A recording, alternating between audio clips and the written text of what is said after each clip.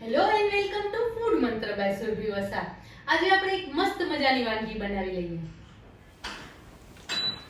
ઉનાળાની સીઝન આવી ગઈ છે એટલે છાશ વગર તો ચાલે જ નહીં. તો આજે આપણે છાશનો મસાલો તૈયાર કરી લઈએ.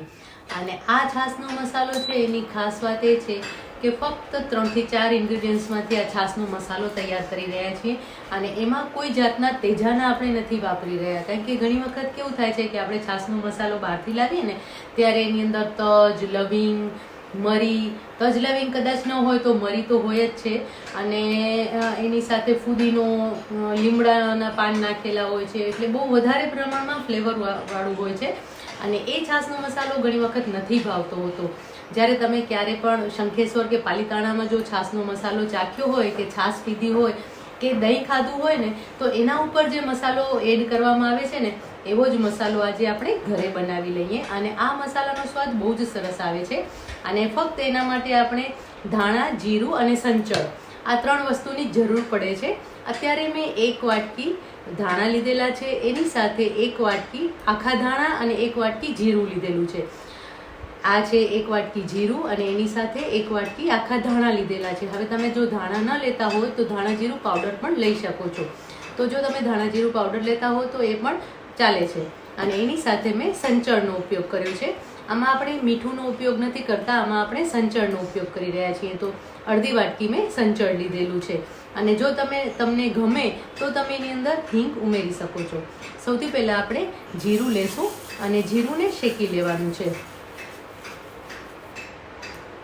હંમેશા જ્યારે પણ આપણે છાશનો મસાલો બનાવતા હોય ને ત્યારે જીરું છે ને એ વધારે પડતું ડાર્ક પણ નહીં અને સાવ લાઇટ પણ નહીં એવું સરસ શેકવાનું છે. કારણ કે જો ને ધીમા તાપે શેકવાનું છે. જો તમે ધીમા તાપે શેકશો તો એનો દાણો છે એ સરસ રીતે શેકાઈ જશે.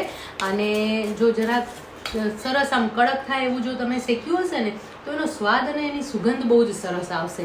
એટલે હંમેશા જ્યારે પણ જીરું શેકો ને ત્યારે એને સરસ રીતે થોડુંક વધારે શેકવાનું છે, તો એનો કલર પણ બહુ જ સરસ આવે છે. હવે આપણે જીરુંને શેકી લઈશું. અને જીરું અને ધાણા આ બંને વસ્તુ એવી છે કે શરીરને ખૂબ જ સરસ ઠંડક આપે છે. એટલે એસિડિટીનો જો પ્રોબ્લેમ હોય તો તમે આ છાશની અંદર પણ નાખી શકો. ઇવન તમને જો વધારે પ્રમાણમાં એસિડિટી થઈ ગઈ હોય તો તમે આ જ મસાલો જે છે એને પાણીમાં નાખીને હલાવીને પી જશો ને તો પણ બહુ જ સરસ છે. કારણ કે ધાણાની તાસીર એકદમ ઠંડી હોય છે અને જીરુંની તાસીર પણ ઠંડી હોય છે. અને તમે આ રીતે જો એને ફક્ત પાણીમાં મિક્સ કરીને પીશો ને તો પણ તમારી એસિડિટીમાં રાહત થશે. ઠંડા પાણીમાં, સાકરવાળા પાણીમાં તમે એને નાખી દેશો, ખડી સાકરનું પાણી કરી અને એની અંદર જો તમે આ છાશનો મસાલો એડ કરશો ને તો પણ બહુ જ સરસ લાગે છે અને એસિડિટી તમારી બેસી જશે. તો હવે આપણે આ સરસ રીતે જીરુંને શેકી લેવાનું છે. સુગંધ આવવાની તો શરૂ થઈ ગઈ છે, પણ થોડુંક કલર ચેન્જ થાય ત્યાં સુધી આપણે એને શેકી લઈશું. જો જીરું સરસ શેકાઈ ગયું છે અને એનો કલર પણ એકદમ સરસ આવી ગયો છે. ખાસ જ્યારે પણ જીરું શેકતા હો ને ત્યારે હલાવતા રહેવાનું છે, નહીં તો જીરું છે ને બહુ ઝડપથી બળી જાય છે. અને જ્યારે એ જીરું બળી જાય ને ત્યારે છે ને એની અંદર એક કડવાશ આવી જતી હોય છે. તો એ વાતનું ખાસ ધ્યાન રાખવાનું છે. અને જો તમે જોઈ શકો છો કે આ કાચું જીરું છે અને આ શેકેલું જીરું છે, તો બંને વચ્ચેના કલરમાં ડિફરન્સ તમને દેખાઈ રહ્યો છે. તો આ રીતનું જીરું આપણે શેકી લેવાનું છે. તો હવે આ જીરું શેકાઈ ગયું છે, આપણે એને પ્લેટમાં લઈ લઈશું. જો આ રીતે એને પ્લેટમાં ઠંડુ થવા માટે મેં રાખી દીધું છે. અને હવે એની અંદર આપણે ધાણા છે, આખા ધાણા મેં લીધેલા છે, એને શેકી લેવાના છે. હવે ધાણાને છે ને ખૂબ જ ઓછા પ્રમાણમાં શેકવાના છે. ધાણા થોડા કડક થાય ને ત્યાં સુધી જ શેકવાના છે. એનો કલર ચેન્જ ન થવો જોઈએ કારણ કે ધાણાની અંદર છે ને પોતાનો એક એસેન્શિયલ ઓઇલ હોય છે, જીરુંમાં પણ હોય છે, પણ ધાણાનું જે તેલ છે ને એ તરત જ છૂટું પડી જતું હોય છે. એટલે જો તમે ધાણાને વધારે શેકી લેશો ને તો શું થશે કે એની ફ્લેવર જતી રહેશે અને પછી એવું થશે કે આમ એકદમ તમે પેલું કુચ્ચા જેવું લાગશે તમને. ધાણાના જે આમ છોતરા છે ને એ મોઢામાં આવશે, કારણ કે એનું ઓઇલ જતું રહ્યું હશે.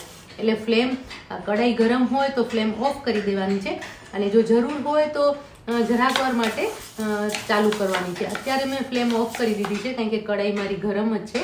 એટલે આપણે એને આ રીતે જરાક શેકી લઈશું. જો ધાણા પણ સરસ શેકાઈ ગયા છે વચ્ચે મેં લગભગ અડધી મિનિટ માટે ફ્લેમ ઓન કરી હતી અને પાછી ફરીથી મેં બંધ કરી દીધી છે. એટલે ધાણા સરસ શેકાઈ ગયા છે, એની સરસ સુગંધ આવી રહી છે અને તમે જોઈ શકો છો કે એનો કલર જરાય પણ ચેન્જ નથી થયો.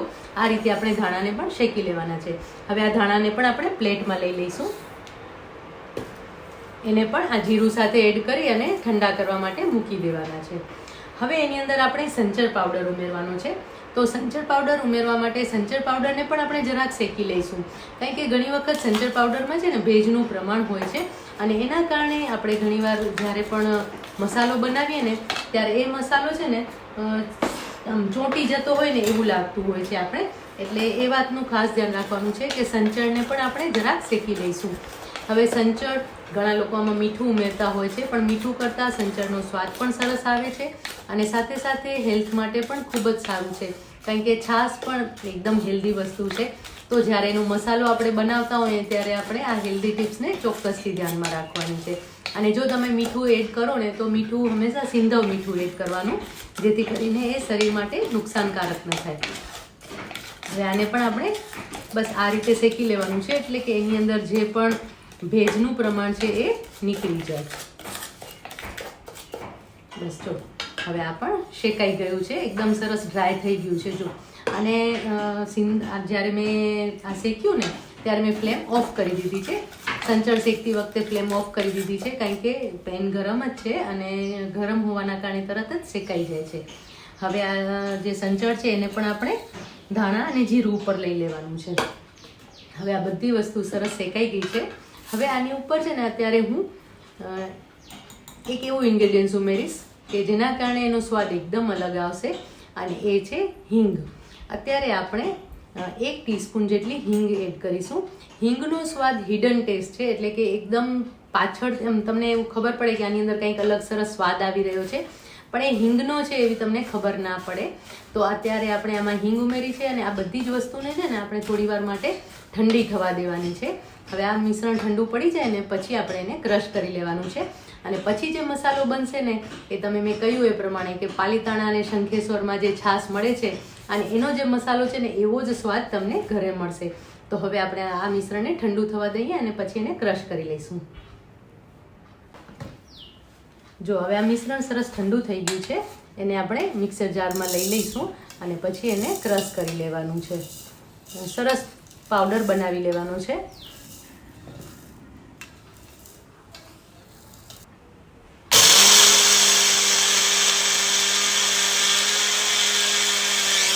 પીસાઈ ગયો છે અને તમે જોઈ શકો છો કે એનો કલર પણ એકદમ સરસ આવી ગયો છે. હવે આ છાશના મસાલાને તમે લાંબો ટાઈમ સુધી સ્ટોર કરી શકો છો, એટલે કે આ મસાલો 12 મહિના સુધી બગડશે નહીં. અને આ જ મસાલામાંથી હવે આપણે છાશ તૈયાર કરી લઈશું. તો એના માટે મેં એક ગ્લાસ લીધેલું છે. અત્યારે આપણે ફુદીના છાશ બનાવી રહ્યા છીએ. તો આવી રીતે ફુદીનાના પાન તોડી અને અંદર નાખી દેવાના છે. થોડા તમે આવી રીતે એને મસળી નાખશો ને તો પણ બહુ સરસ એની સુગંધ અંદર આવશે.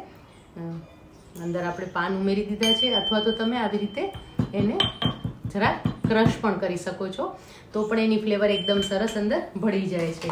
હવે એની અંદર આજે આપણે મસાલો તૈયાર કર્યો તો એ 5 ચમચી જેટલો ઉમેરીશું. અત્યારે આપણે એક કપ છાશ એક ગ્લાસ છાશ બનાવી રહ્યા છીએ, તો એની અંદર 5 ચમચી જેટલો મસાલો ઇનફ છે. અને હવે એની અંદર આપણે છાશ તૈયાર કરેલી છાશ ઉમેરી દઈશું. તો અહીંયા મેં છાશ તૈયાર કરીને રાખી છે, જે આપણે ઉમેરી દેવાની છે. અત્યારે હું કપ દહીં લીધું હતું અને એની સાથે પાણી ઉમેરી લીધું હતું, એટલે મસ્ત મજાની ઘટ એવી છાશ મેં તૈયાર કરી લીધી છે. તો એ છાશને અત્યારે મેં ઉમેરી દીધી છે. તો આ રીતે મસ્ત મજાની તમે મસાલા છાશ બનાવી શકો છો. એકદમ ટેસ્ટી છાશ બને છે. અને ઉપરથી થોડો મસાલો ફરીથી સ્પ્રિંકલ કરી લઈશું. પહેલાં એકવાર મિક્સ કરી લેવાનું છે, એટલે મસાલો સરસ રીતે મિક્સ થઈ જાય. અને તમે જોઈ શકો છો કે એનો કલર પણ સરસ આવી ગયો છે. એટલે જ્યારે મસાલો છાશમાં ઉમેરો ને તો એનો કલર પણ સરસ દેખાઈ રહ્યો છે. અને ઉપરથી થોડો મસાલો આપણે સ્પ્રિંકલ કરી લેવાનો છે. તો મસ્ત મજાનો છાશનો મસાલો તૈયાર થઈ ગયો છે. હવે આ મસાલાને આપણે સર્વ કરી લઈએ.